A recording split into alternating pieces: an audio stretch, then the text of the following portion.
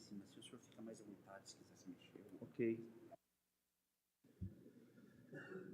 Maravilhosa noite, graça e paz, tudo bem?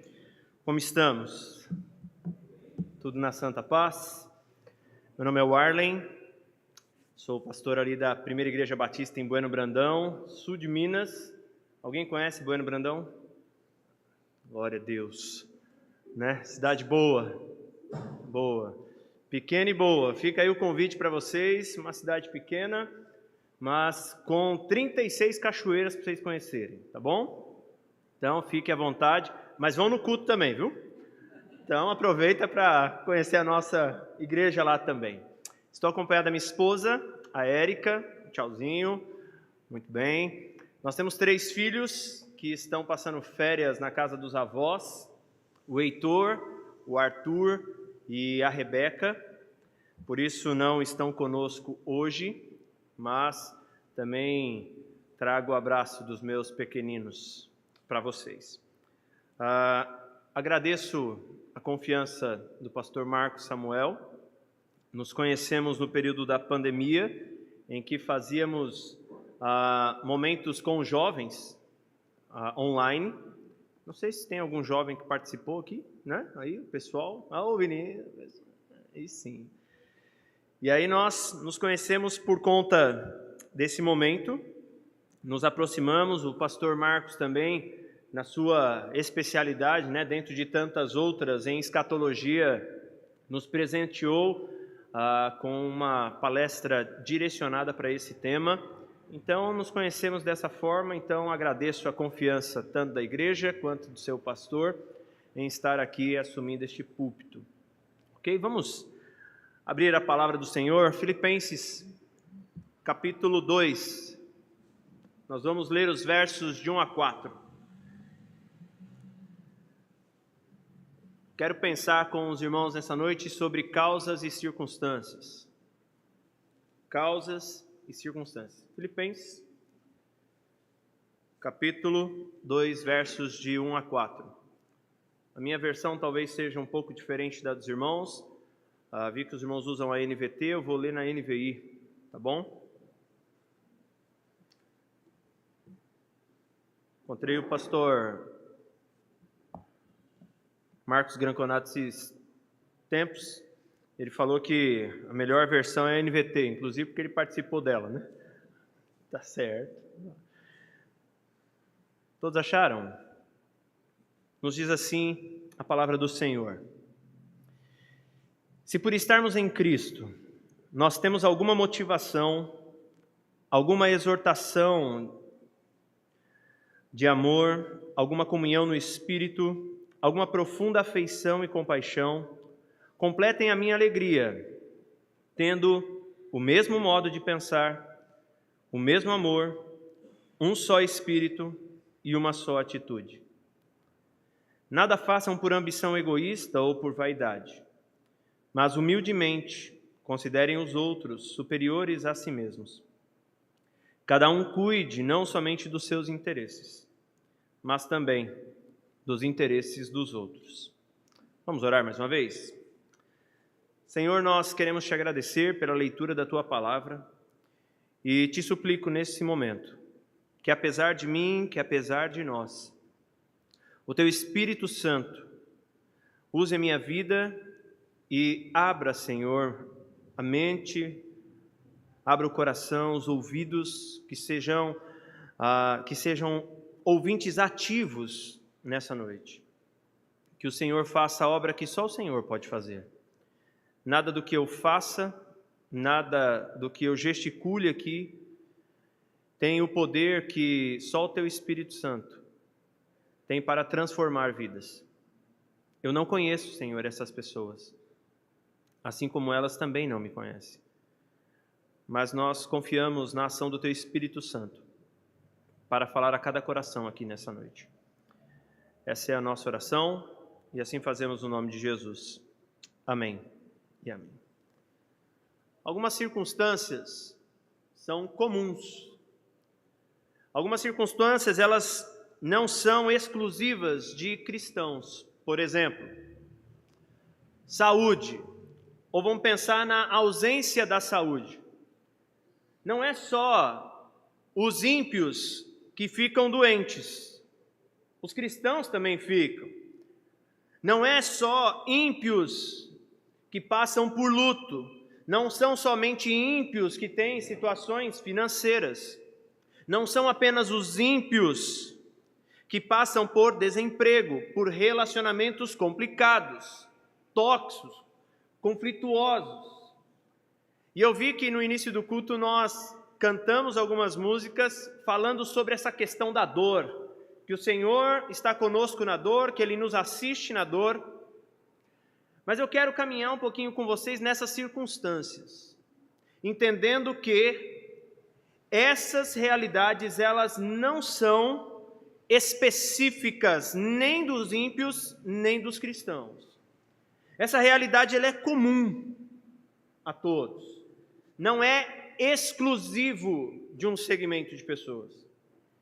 Por isso, há uma diferença aí. Há uma grande diferença entre o sofrimento causado pelas circunstâncias comuns, que é fruto da queda. Sofremos e passamos de forma comum todos os tipos de males e circunstâncias adversas por conta da queda. Porém, e aqui eu quero trazer um destaque, porém, existem circunstâncias que foram causadas pelas consequências de pecados pessoais.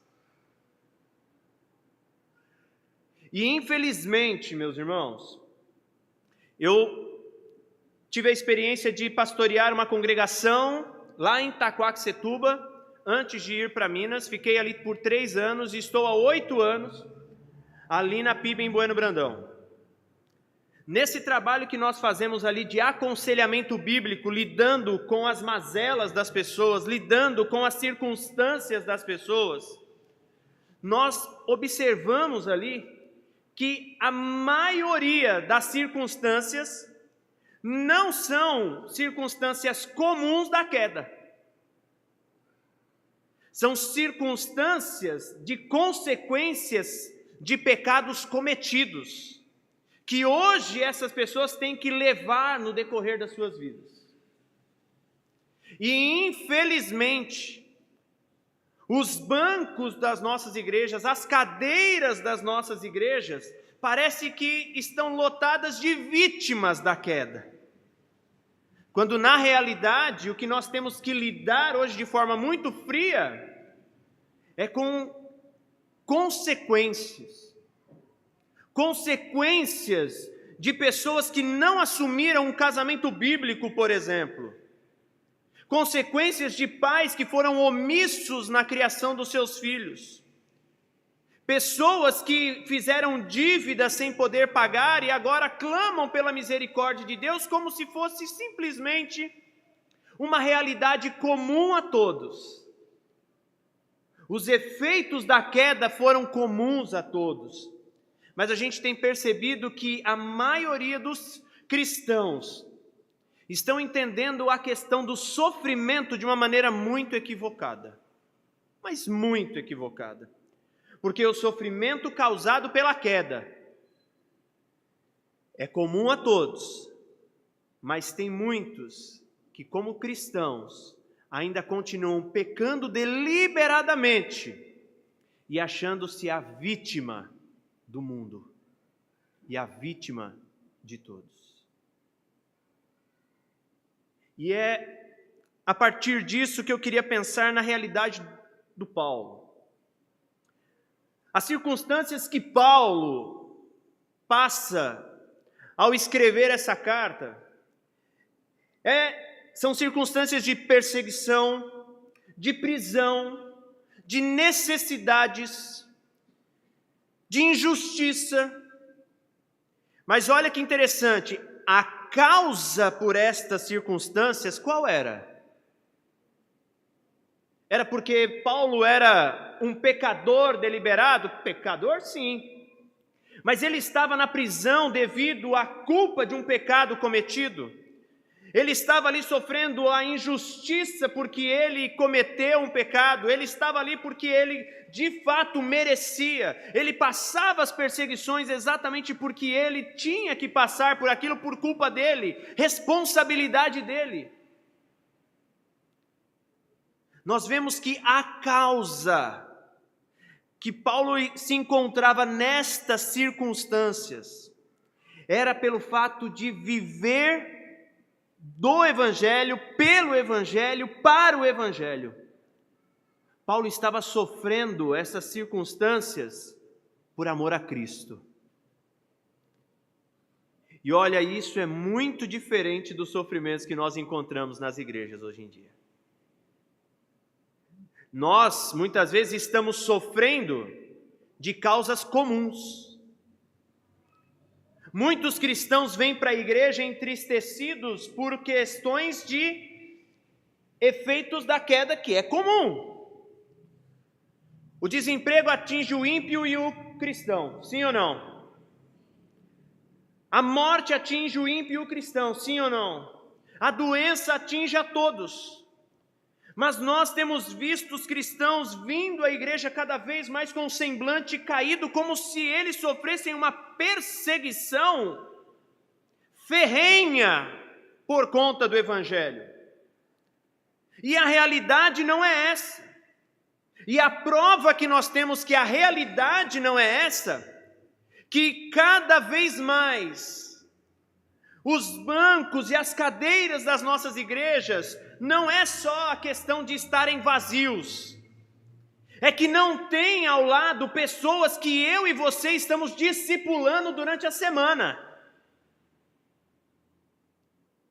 E se muitas vezes, e lá em Minas é muito assim, a cidade é muito católica, o povo tem um coração muito duro, então vamos fazer o que com a Bíblia então? A Bíblia continua dizendo que o Evangelho é o poder de Deus. Para quê? Para a salvação de todo aquele que crê. Como essas pessoas irão crer? Se nós muitas vezes estamos indo à igreja, estamos indo a um culto, celebrar ao Senhor, achando que nós somos as vítimas da sociedade, as vítimas do mundo, as vítimas de Deus. Quando nós precisamos nos posicionar, no sentido de observar o que era o sofrimento, qual era a causa do sofrimento que levava a estas circunstâncias, que hoje nós muitas vezes colocamos como se fossem as mesmas. E não é. E não é. Nós estamos com uma série sobre família lá na igreja nas quartas-feiras. E lá nós falávamos que Deus é o criador da unidade familiar. O ser humano, o pecador, ele é o criador da diversidade familiar. E quando a gente mexe naquilo que não deveria ser mexido na criação de Deus, a gente estabelece o caos. E qual é o caos que nós enfrentamos hoje? O caos de que nós não temos muitas vezes como restaurar aquilo que foi quebrado. Nós agora temos que reduzir danos daquilo que está quebrado. Famílias foram destruídas, devastadas, por conta de adultério, por conta de divórcio, por conta de transferência de responsabilidade na criação dos filhos. Porque hoje não há mais tempo para ser esposo, ser esposa, ser família. Tudo bem. Nós vemos a realidade desse caos na igreja. Nós vemos famílias quebradas na igreja. E isso muitas vezes não é simplesmente o efeito da queda. São atitudes que eu tomei e que, como nós lemos lá em Oséias, por desobediência, carregamos as consequências. Mas dizer nas igrejas hoje que nós somos responsáveis por muitas coisas que nós trazemos no nosso histórico de vida é quase que um absurdo, é uma ofensa. É quase que um pecado ter que dizer isso. Porque a maioria das pessoas não querem ouvir isso. Elas querem ouvir que elas... Coitado, Jesus te ama. Ama, claro que ama. Mas você precisa se confrontar com uma realidade que é: você só chegou até aqui por algumas atitudes, inclusive, que você tomou e não deveria ter tomado. Por isso, circunstâncias em que Paulo se encontrava era a causa diferente de muito daquilo que nós sofremos hoje. Porém, circunstâncias são impactantes, mas não podem ser determinantes. As circunstâncias nos atingem. As circunstâncias, elas entram como um soco e nos deixam meio zonzos. Mas as circunstâncias da minha vida não podem determinar a minha vida. Eu fiz. Sofro hoje as consequências disso? Sofro. A forma como você vai decidir sofrer também é sua. Eu tive uma situação de uma pessoa que, sem identidade, chegou no meu gabinete. Boa tarde, pastor, boa tarde. Eu tenho depressão. Falei, mas qual o seu nome? Meu nome é tal. Eu falei assim, não, seu nome não é, vamos colocar assim, Joana. Seu nome é depressão. Você chegou aqui se apresentando assim.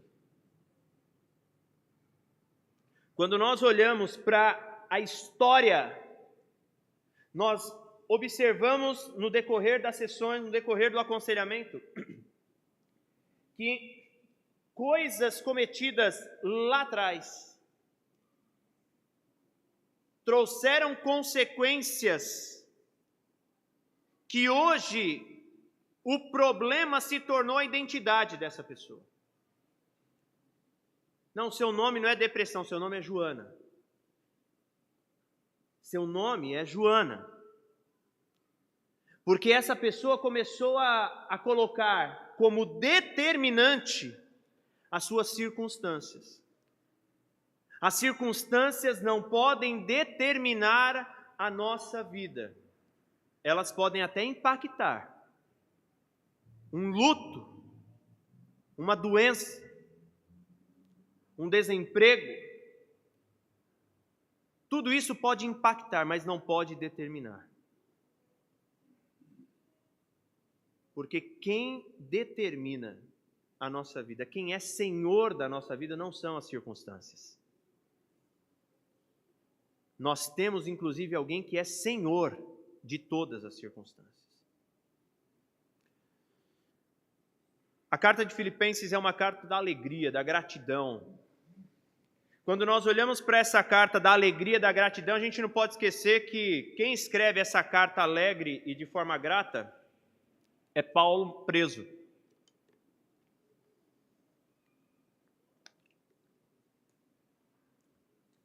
Filipenses é a carta da alegria de um preso. E é estranho, porque quando nós olhamos para o capítulo 1, o verso 13, comprovando isso, né? Como resultado, tornou-se evidente a toda a guarda do palácio e a todos os demais que estão na prisão por causa de Cristo. E aí, se você for lá para o capítulo 4, nos versos de 14 a 20, não somente ele está ali numa situação de prisão, como ele também está numa situação de abandono. Porque todos o abandonaram. E o interessante é que não foram os ímpios. Todos os seus irmãos. Os versos de 14 a 20 diz assim: apesar disso, vocês fizeram bem em participar das minhas tribulações. Como vocês sabem, filipenses, nos seus primeiros dias no Evangelho, quando parti da Macedônia, nenhuma igreja partilhou comigo no que se refere a dar e receber, exceto vocês.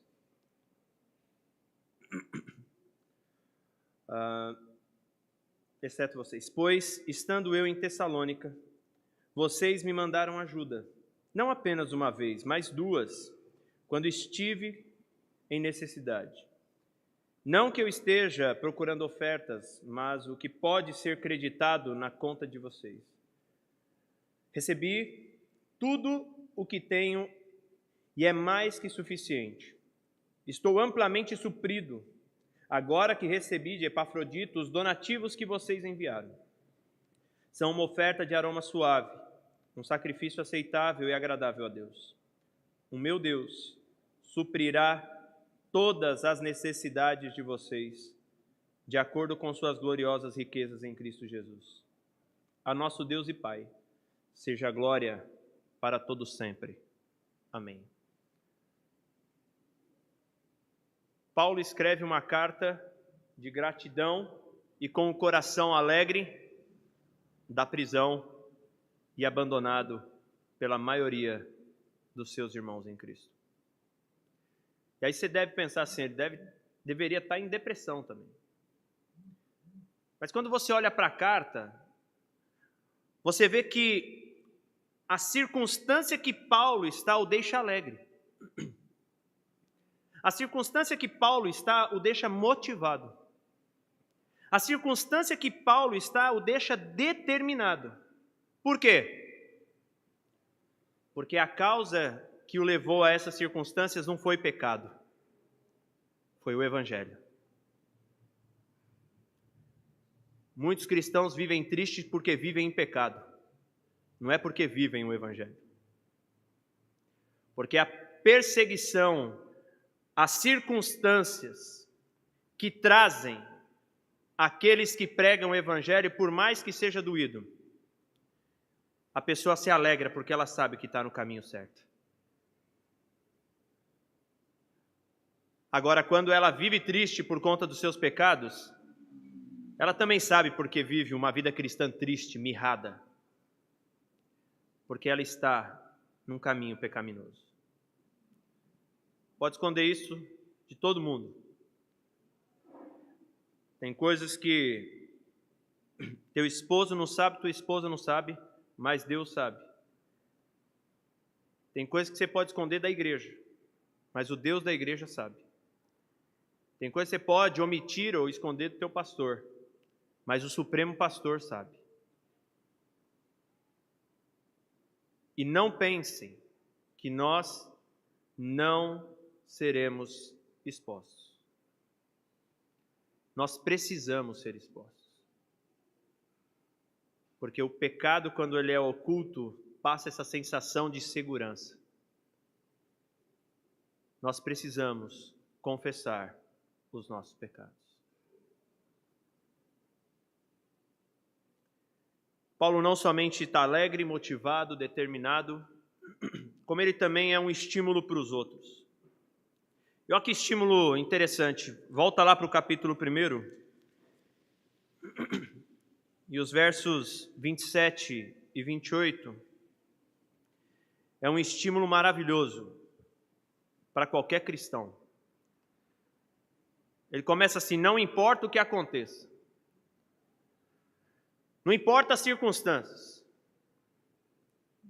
Venha o que vier. Exerçam sua cidadania de maneira digna do Evangelho. Não importa o que aconteça. Exerçam sua cidadania de maneira digna do Evangelho de Cristo, para que assim, quer eu vá e os veja, quer apenas ouça a seu respeito em minha ausência, fique eu sabendo que vocês permanecem firmes num só espírito, lutando unânimes pela fé evangélica, sem de forma alguma deixar-se intimidar por aqueles que se opõem a vocês. Para eles isso é um sinal de destruição, mas para vocês, de salvação, e isso é da parte de Deus. Então Paulo fala assim, não importa o que aconteça, permaneçam os mesmos. Continuem vivendo da maneira digna do evangelho digno que vocês receberam.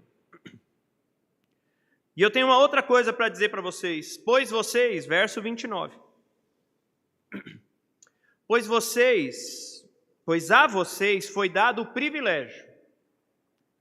Olha que privilégio. Está acompanhando aí? O privilégio de não apenas crer em Cristo, mas também de sofrer por Ele. O sofrimento por causa do Evangelho, o sofrimento por causa de Cristo é um privilégio. Uma coisa é, de uma maneira comum, de forma injusta, você ser mandado embora do seu trabalho. Uma outra coisa é você ter sido mandado embora do seu trabalho porque você se negou a se corromper por conta da sua empresa. Por amor a Cristo. E o teu patrão falou assim, bom, se você não tem disposição para fazer isso, sinto muito, você não tem o perfil da empresa. Não tenho mesmo. O meu perfil é definido. E o meu perfil, eu carrego nele a identidade de Cristo. Eu vou pagar o que tiver que pagar. Vou sofrer, mas é um sofrimento que me trará satisfação. E por que me trará satisfação? Porque eu sei por que eu estou sofrendo. Por causa de quem eu estou sofrendo. Vocês receberão o privilégio de crer e também de sofrer pela causa de Cristo.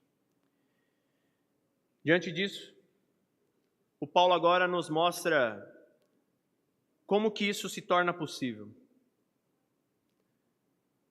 Isso se torna possível quando nós não vivemos pelas circunstâncias, mas quando nós mantemos os nossos olhos na referência certa. Quando você vê o capítulo 2, o verso 1, diz assim, se por estarmos em Cristo, Cristo é a nossa referência. Sofremos sim, mas nós temos uma referência, e a nossa referência é Cristo. Estamos em Cristo, e o verso 5 diz, seja a atitude de vocês a mesma de Cristo. Cristo é a referência da nossa vida. Cristo é a referência do nosso sofrimento. Cristo é a causa de nós termos uma identidade. Cristo é a causa de nós termos um posicionamento. Cristo é a causa de eu não caminhar cabisbaixo por conta de realidades comuns da queda. Cristo é aquele que, por mais que as circunstâncias me afetem, por mais que as circunstâncias me impactem, Ele me mantém com a cabeça erguida, porque eu sei em quem tenho crido, eu sei quem eu sirvo, eu sei quem me resgatou, eu sei o que Ele sofreu, eu sei o que Ele passou, eu sei quem Ele é, eu sei o que Ele faz em mim, eu sei o que Ele fez por mim, eu sei o que Ele fará por mim e através de mim, para que eu não me corrompa. Eu sei.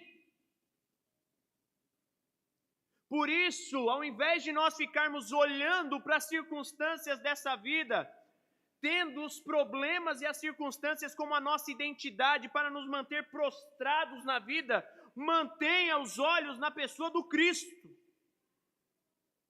Olhe para Cristo. A nossa atitude tem que ser a mesma que a de Cristo. Porque o sofrimento será inevitável, ou por conta da queda, ou porque você é cristão.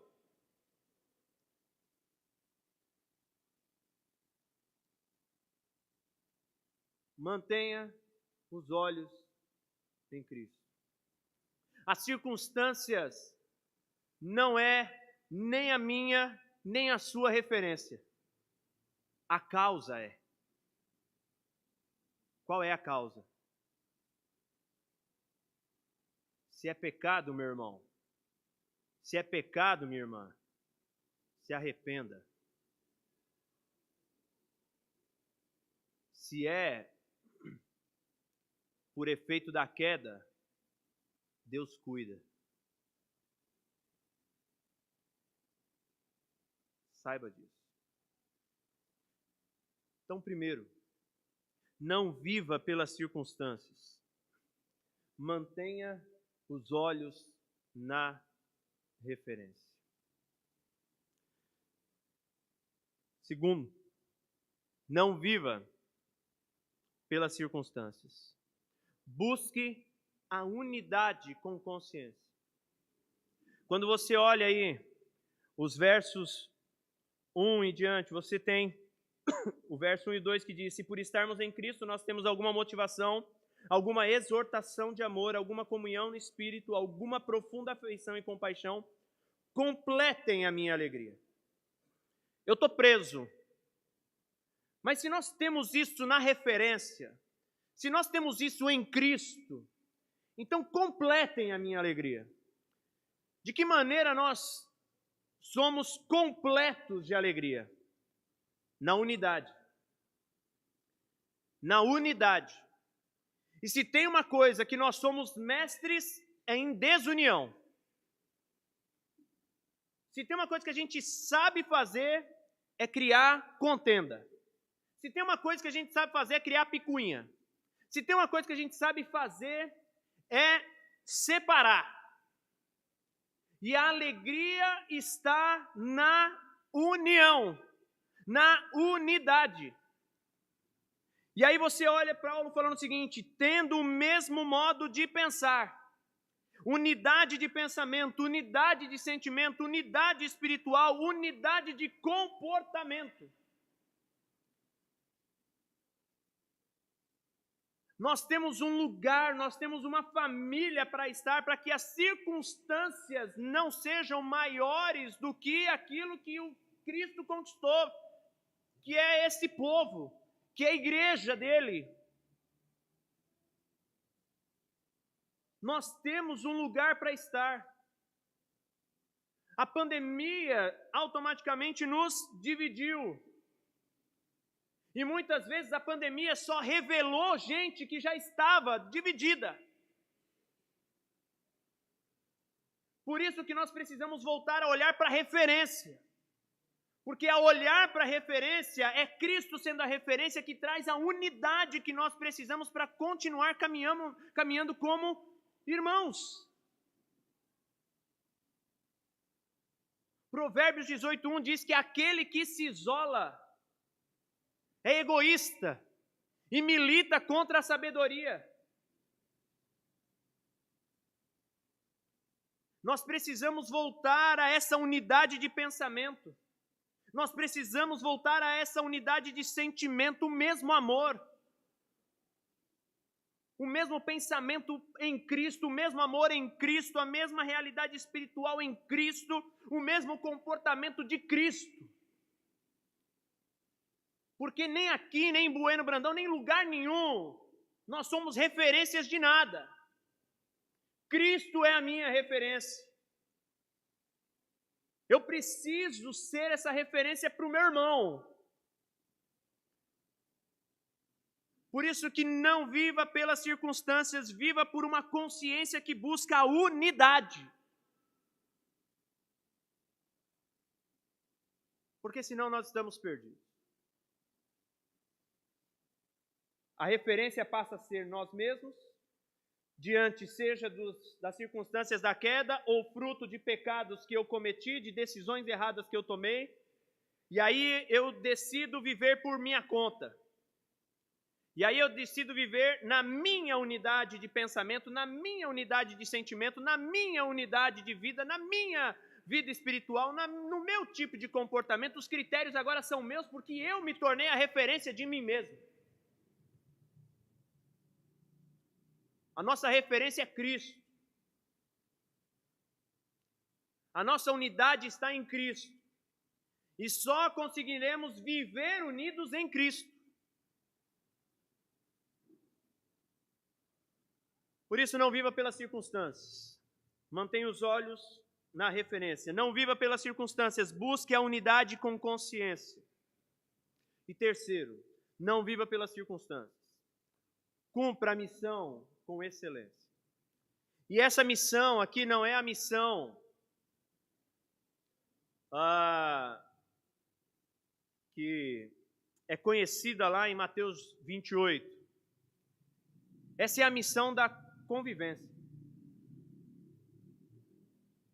Porque quando Cristo se torna a minha referência, eu entendo como eu venço as causas do pecado da queda e eu entendo como eu venço as causas do pecado que eu cometi.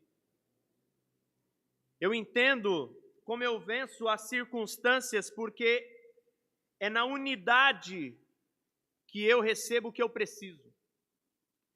E eu vou entender que é agora no servir o meu irmão que a missão de servi-lo vai ser maior que a realidade que eu me encontro.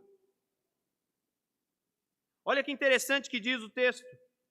Nada façam por ambição egoísta ou por vaidade, mas humildemente considerem os outros superiores a vocês mesmos.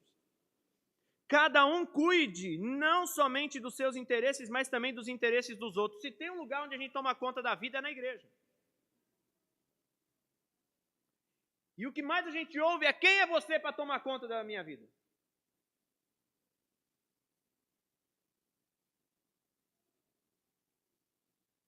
Às vezes quem toma conta da vida não está querendo cuidar da vida, está querendo só realmente, querer saber.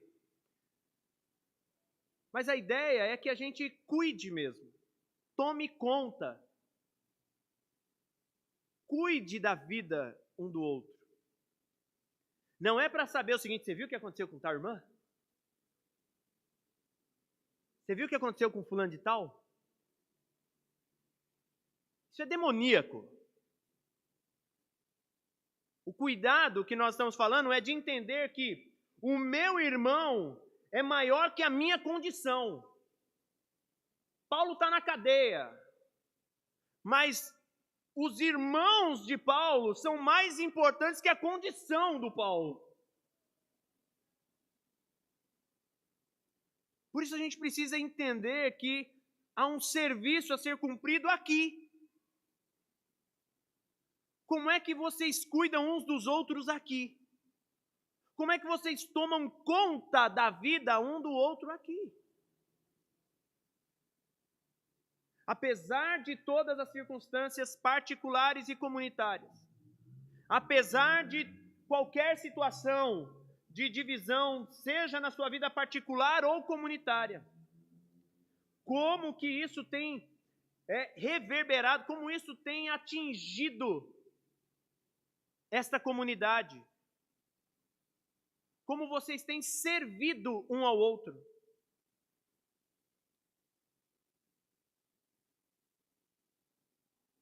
Porque essa é a nossa missão. Muitas vezes a gente tem essa ideia de que a vida cristã, ela é uma vida centrada em nós mesmos. Eu não vou compartilhar nada da minha vida com os meus irmãos, mas eu quero saber de tudo que acontece na vida deles. Nós temos uma missão de entender que nós não somos exclusivos. Nós não somos pessoas que toda a igreja, quando eu chego ou quando você chega, tem que se voltar os olhos para você e todo mundo tem que ir lá te dar um abraço, um beijo, um aperto de mão. Porque se não fizer isso, tem que procurar outra igreja, né? Vamos procurar outra igreja, porque ali ninguém me vê.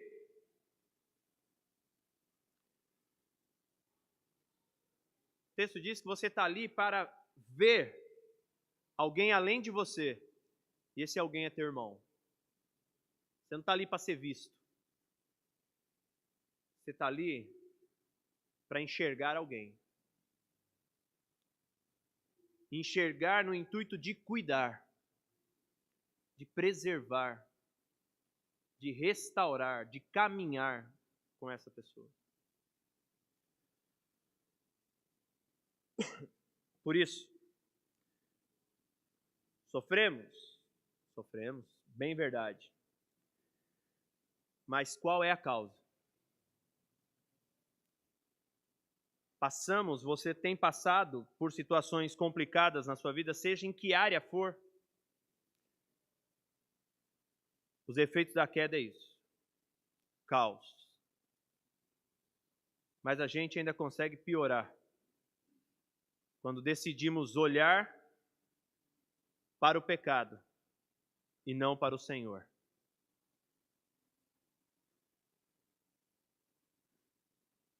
O seu sofrimento é por causa do quê?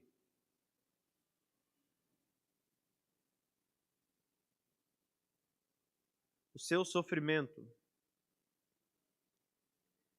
é por causa da queda ou é por sua causa?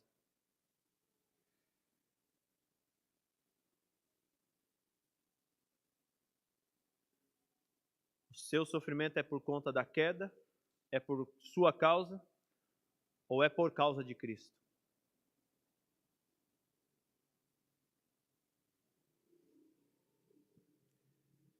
Se as realidades são comuns às que você vive a todos, eu reforço isso.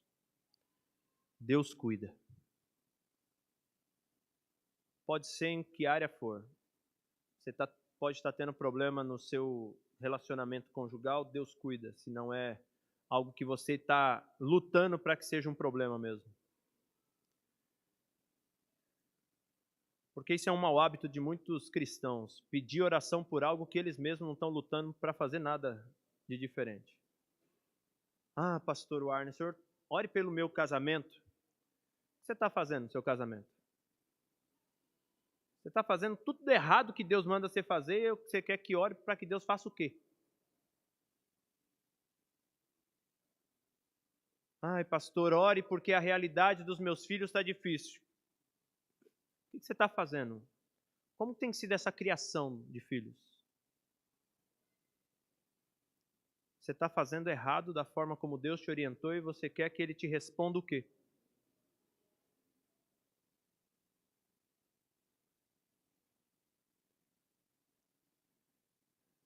Agora, se não é isso, o Senhor ele tem restauração para cada realidade daquilo que a queda destruiu. Agora, se é pecado que você tem cometido e você não tem se arrependido, não espere resultados diferentes na tua vida. O que você precisa fazer é se arrepender. Arrependa-se. Arrependa-se porque você sabe que muito do que talvez você esteja passando não é por causa da queda, por conta do diabo, por conta de alguém, é por tua culpa. É por tua conta. Arrependa-se. Porque o Senhor também tem esperança para isso. O Senhor também pode restaurar aquilo que você destruiu. Eu costumo dizer que arrependimento é quando você volta com Cristo para construir para construir com Ele aquilo que sem Ele você destruiu. Eu me arrependo. Então agora volte com Cristo para restaurar com Cristo aquilo que sem Cristo você destruiu. O que você precisa voltar com Cristo para construir? É teu relacionamento com Ele?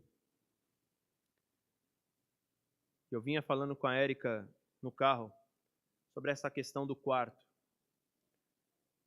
Nós temos tantos problemas na vida e o nosso quarto continua vazio. Queremos soluções dentro da comunidade, terceirizando que a oração do pastor ou de alguém resolva os meus problemas, mas o meu quarto continua vazio. Entra no teu quarto, fecha a tua porta, e o Pai que te vê em secreto te recompensará. Está faltando você voltar para o quarto e resolver tuas pendengas com Deus. Você e Ele. Você e Ele. Está faltando você vir para essa comunidade e olhar para ela de forma diferente. Como um lugar de unidade e um lugar de serviço. E não como um lugar onde você está aqui para ser servido. Todos nós estamos aqui para servir.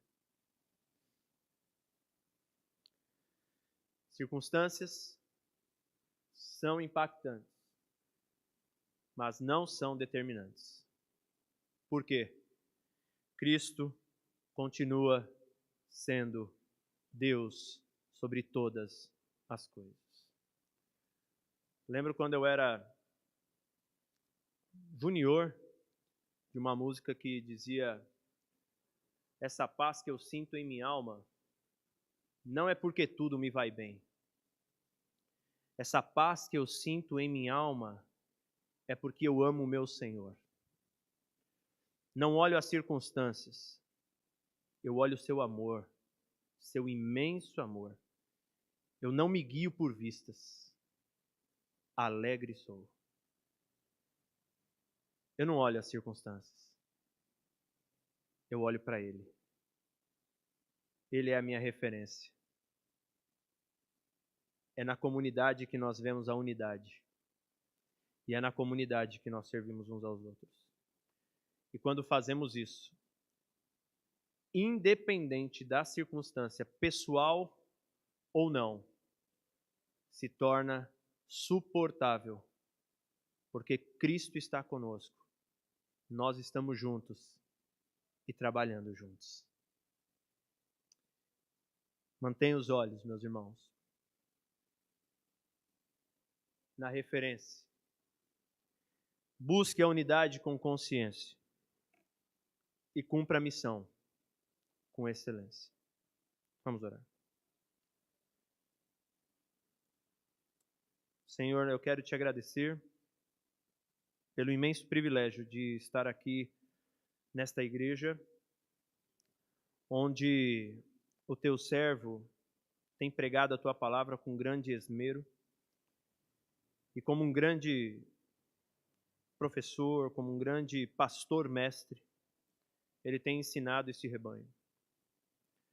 Mais uma vez, a minha oração é que seja um rebanho de ouvintes ativos, que ouvem, que guardam, que aprendem, mas que aplicam o evangelho que aqui é anunciado.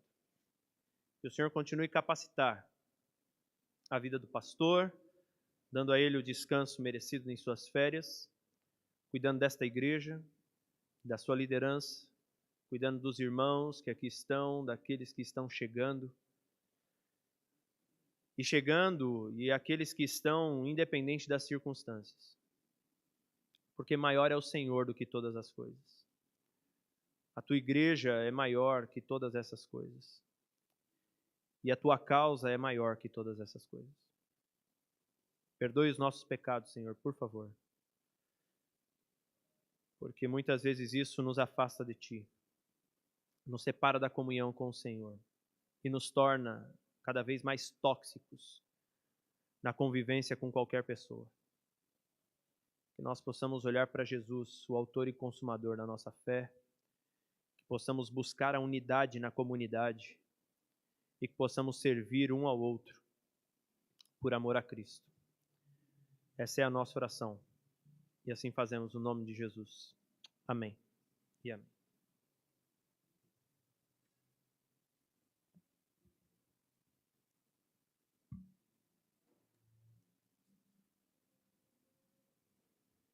Obrigado, pastor Arley, pela palavra. Vamos nos colocar em pé agora para louvarmos a Deus com alegria.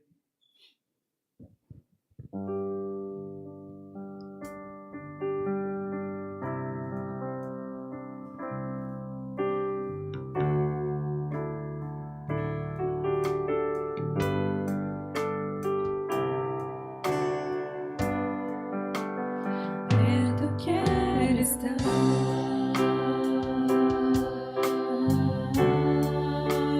junto aos teus pés,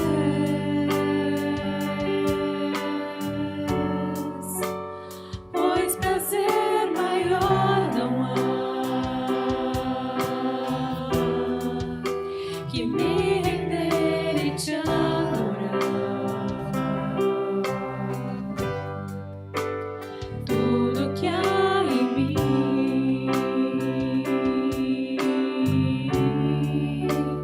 quero te ofertar,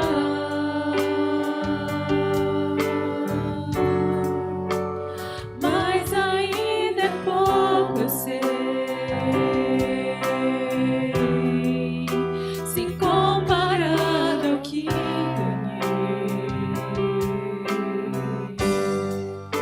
Não sou apenas servo, filho amigo me tornei.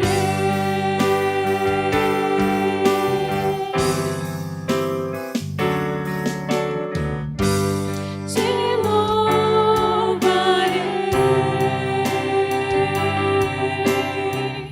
não importam as circunstâncias, adorarei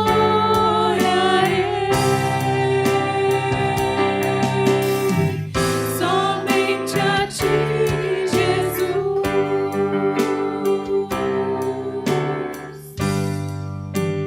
Perto quero estar,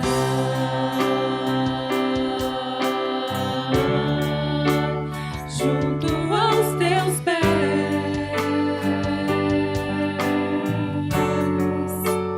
pois prazer maior não há que me render e te adorar. Tudo que há em mim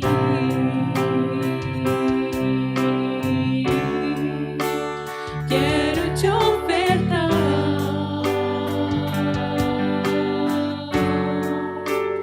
mas ainda é pouco, eu sei, se comparado ao que ganhei.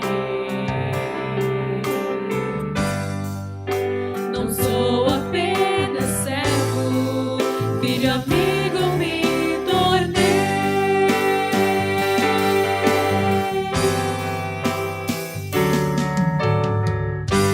Te louvarei, não importam as circunstâncias,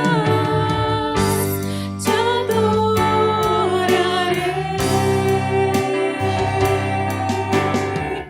somente a ti, Jesus. Te louvarei, não importam as circunstâncias, adorarei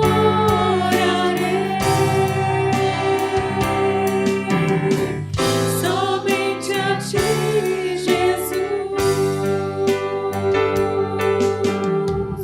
Somente a ti, Jesus. Somente a ti, Jesus.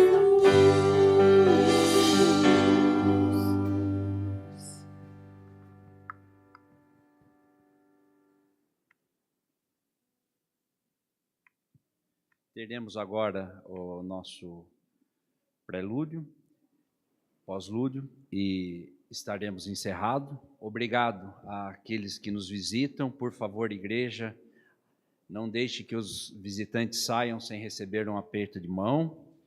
E lembrem aquilo que cantamos, não importa a circunstância, nós sabemos quem é o nosso Senhor, e nós sabemos a esperança e o futuro que nos aguarda. Confie sempre nele. Deus abençoe a todos.